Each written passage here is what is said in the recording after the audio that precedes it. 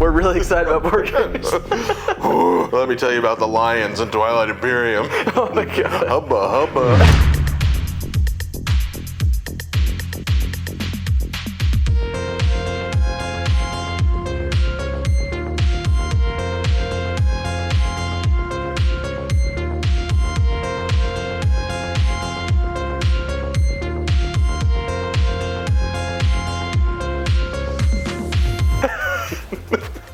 All right, you want to go first? You should start this one. Me? I started the last one. Yeah. All right. Should we talk about how we ranked how we made our decisions? Yeah. So I did my decisions based off of it's best party game. So honestly, just like ones that I think are the most convenient and the most like fun. But humor is always a big part of it for sure. Oh, definitely. Yeah. How about you? Yeah, I kind of went with a similar thing. I wanted something fun, something that plays at least 6 well. Tried to keep it to games you could teach in 5 minutes or less as well. I feel like it's pretty clear you play a lot more board games. So you have much more specific criteria. I'm like, fun, cool, not too easy, but not too hard. All right, my number 3. Starting at 3, going to 1. I think probably Love Letter. Yep. It's just a great game. Like it's really easy to learn. It's super small form factor wise, you know? Yeah. So you could literally take it anywhere you want. I literally take it camping, which is just the best. And then It is a good camping game. it has like just enough strategy and like you have to think about it enough that you're not just like, it's not just pure chance. It's chill enough that you can like hang out and talk and like drink while you're doing it and you're not gonna get like, you know, way thrown off. Yeah, it's just great all around. It's just super fun. Yeah. Love Letter's solid. I mean, I don't know if you do this, but we house rule it. We're just gonna play a few rounds. We're not doing like the who gets 20 cubes first. Yeah, I always do fewer of the tokens than they say. Yeah. Because they're like, oh, play to like 11, I think is what they say. And I'm like, 11? If you have more than 3 people, that could be like 40 rounds. Right. It's like, what the fuck? So many. Yeah. Usually we'll just play 2-3 rounds. Definitely one of those games too where I'm like, I will never play this with 2 players. You gotta have at least 3. Yeah. 4 is ideal. All right, what about your number 3? Oh, my number 3, I forgot. I'm switching them around a little bit. My number 3 is Wavelength, which I don't know if you were there when we played it, but I don't think so. Wavelength, super popular party game. It was like the party game whenever it came out, I think 2 years ago. And you get this like plastic dial, and you get a category. Let's say your category is uncool, cool. Okay. So it's like a scale, and this dial goes from cool to uncool. Okay, yeah. And each card has a different category. It could be like smelly, fragrant, right? Like 2 things. And there's like a screen. You open the screen, and it tells you this is what part of the scale you want to aim for.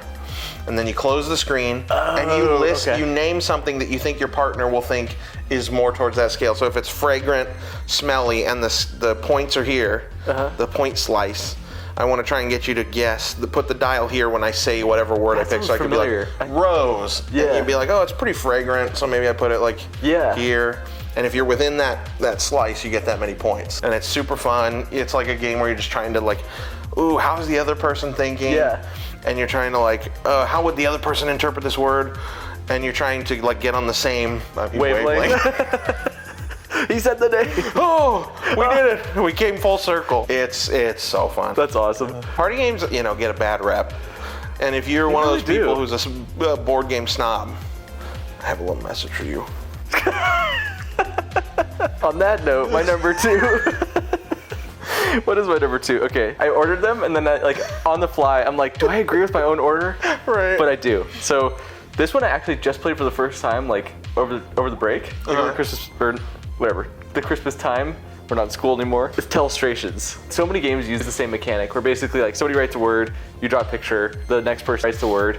I think there's like a bunch of like Jackbox games that have that. Yeah, very similar. Yeah, tons of games have that mechanic in general, you know? But the reason why I like Telestrations so much is you can tell it's meant to be played in like a huge group, and that's what we did. So I think we had like 11, 12 people or something.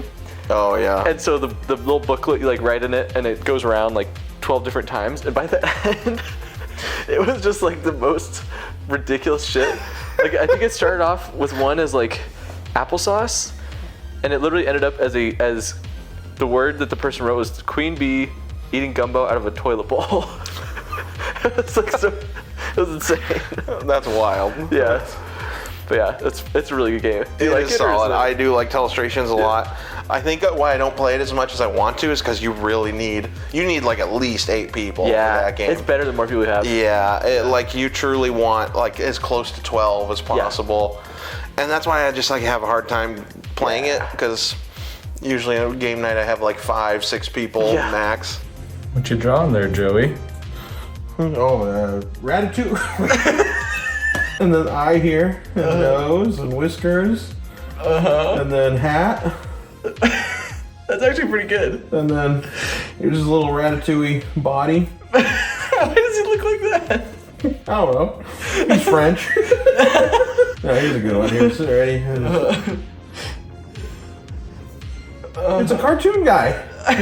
Got a big smile. It's such a versatile shape. It really is. What else could it be? It could be a bone. And hey, that's a double entendre. And then you add a wing. And there you go. It's a plane. The cockpit.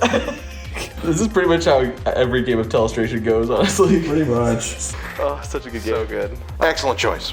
Thank you. Exquisite taste. Anyway, I'll hop over to my number 2. My number 2 is Balderdash. What you do is you get a card, and it has like a word that nobody's ever heard of, like some bizarre word.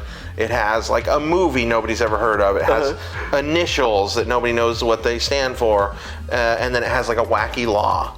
Right, Okay. like a law, that's like whatever. Okay. And so what you do is you say, okay, we're gonna pick a word, and you say the word is Boomblestrasse or whatever the hell, and then everyone has to put a fake definition or what they think it could mean, right? Yeah. And then you shuffle it up with the real definition, and the person whose turn it is reads them off, and you try and guess the real one. But you're also trying to fool people to think it's yours, right? Yeah, that sounds awesome. And it just always devolves into people putting the most bizarre things, and it's like, this could be it. Yeah. Like, you could be reading one about like, this movie's about a boy who grows like angel wings and plays the ukulele. And it could be real because the other one was like very similar. Like, I don't know, it's so funny. All right, we got incredible initials, JSBD.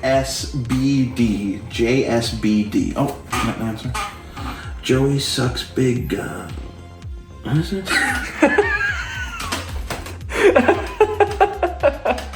Are we at number 1 now? Yeah. Oh, all right, my number 1. Oh my god, I love this game so much. Spyfall. Oh, Spyfall is good just pick. so much fun. What I love about it so much is that the game is basically like figuring out how well you know your friends. You know what I mean? Right. You get the location, and then the spy's trying to figure out what it is. You're trying to like figure out who else knows, but also like kind of signal this to other people that you also know. So like just the way that you have to structure your questions to other players is so much fun, because you have to like basically like rely as heavily on like inside jokes or like movie knowledge, or like just the way that you have to structure questions, that just really makes the game for me. Yeah. Such a good game. Man, and it's so quick too. That's the best part. Yeah. I probably play Spyfall more than any other game, just because Really? once you play, you only, at most you're spending 8 minutes. Yeah. Because of the timer.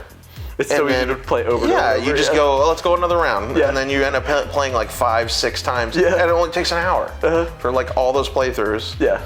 And so I will say I am terrible at being the spy. Like, I'm so bad. The secret is to just be confident. All right, Blake. Are you the spy? No. What? No? All right. Guys, I don't think it's him. Because I know it's only 8 minutes, so you just gotta go for it. If someone's like, what's the weather like? Warm. Yeah. Warm. And then if you're wrong, you're wrong. Yeah. Answers is like, that's usually fine. You just say something and like pretend like you know. It's the questions. It's like, when it's your time to ask a question, you're like, the person next to you is like, makes some weird like super deep like movie lore question, and then you're like, so flip-flops or boots? I wonder who the spy is. Yeah, seriously. That's true. The questions are hard as a spy. Yeah. You know what's actually really fun though is like, when you play enough with the same group of people, you start to like, I guess kind of metagame, where you like what I'll do is I'll intentionally ask sorry.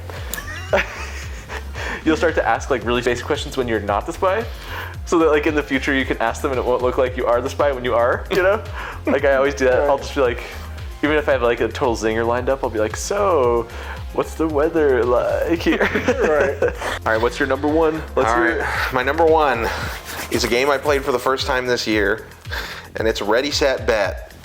And oh, this is the one I was like, I don't know. You could probably teach this in 5 minutes or less. Okay.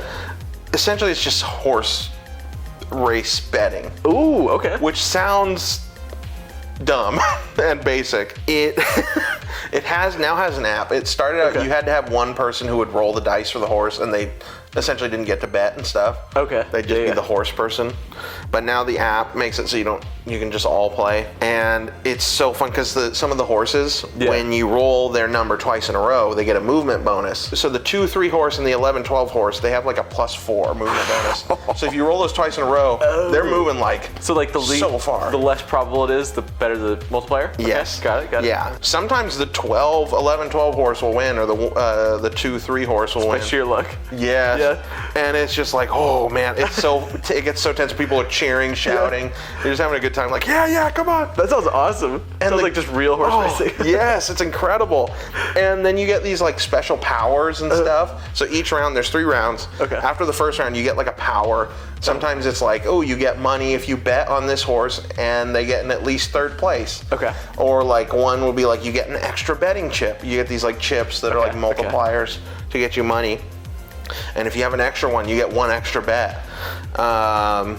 And then some are like, oh, you can get $1 every time Snake Eyes is rolled. Okay. And so, you're just trying to get the most money, and it's just so fun. This game sounds great. What the heck? It's so fun. Oh my god. And it's real time. There's no turns, so you're just like all betting. Oh my gosh, really? Yeah. Oh yeah. The with the app, it just plays out in front of you. I get my iPad and I put it up. Oh, that's so cool. And you just watch it, and you're like betting. You can see the horses like running. That is sick. And there's like an announcer. He'll be like, the number 6 horse is now in the lead. That's so cool. Number 6 gets the, it's like cheering and stuff. Oh, it's so good. All right, so those were our favorite party games of 2023. Let us know which ones were your favorites down in the comments below. And if you want to help out the channel, just hit that subscribe button. All right, see you guys next time.